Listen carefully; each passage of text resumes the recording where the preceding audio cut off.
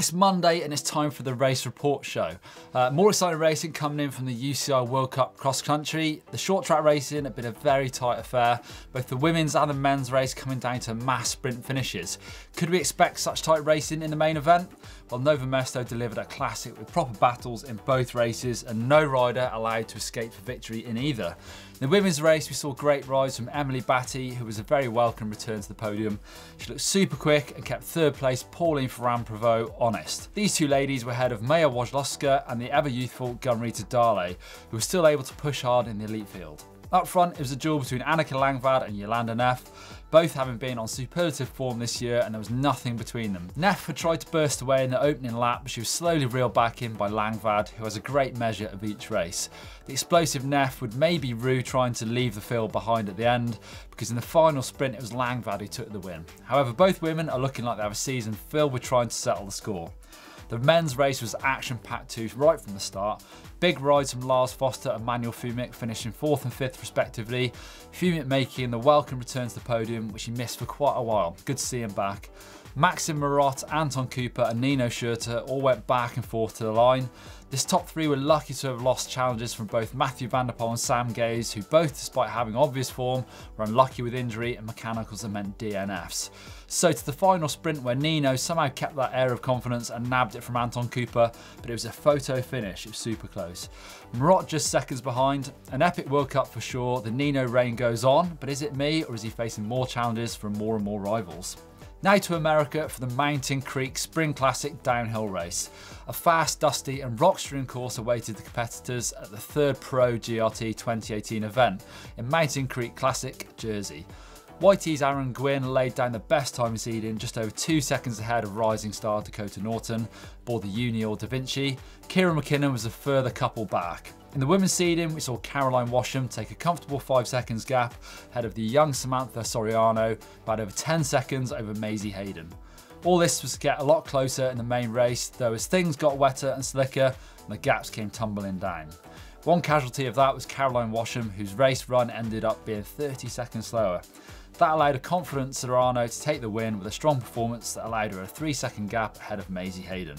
Washam would have to settle for third place. In the men's race, things also tightened up, but no one saw Rafael Gutierrez coming. This man was on attack mode in his race run and deserved his place on the podium. The tricky conditions have put the cat amongst the pigeons for sure. The very challenging course suddenly even more so.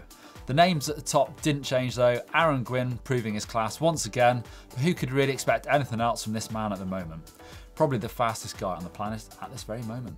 Now to Mont-Tremblant in Quebec for the Canada Cup, downhill and cross country. The riding here is sublime and that was reflected in the racing too. In the men's cross country, we saw a fabulous win for Felix Burke, whose first exposure to mountain biking was watching the Canada Cup, so winning it now must have felt extra special. He was a comfortable gap ahead of Stephen Hyde, who put his cyclocross skills to mountain bike use and put another strong result in for the brand new Candel Ocho fork after giving it a winning debut only a week ago.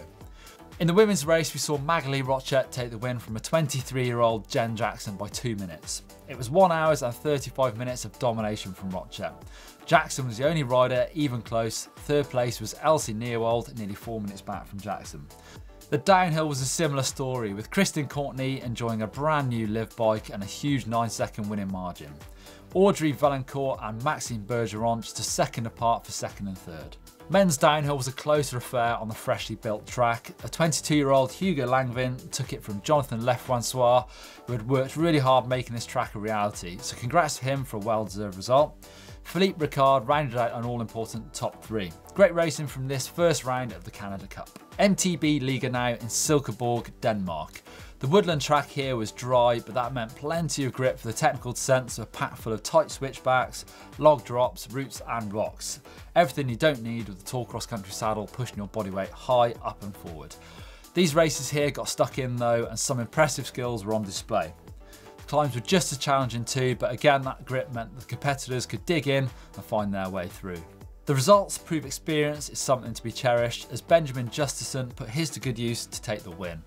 Only last week this 39-year-old veteran was put in the squeeze on World Cup star and Red Bull athlete Simon Andreasen.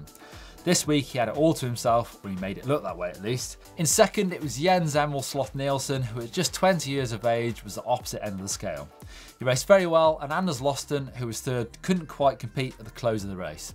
In the women's competition, it was a maiden elite victory for Victoria Smith-Knudsen, who handled the technical nature of the course with great skill. That paid off as she pulled the gap on Camilla Knudsen, who had to settle for second place this time, but can take solace that she was only 20 seconds back from Victoria. Contrast that with a relatively giant gap back to Berk Sport Racing's Ingrid Jacobsen in third place.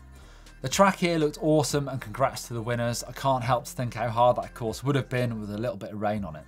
That could have made for even more interesting racing.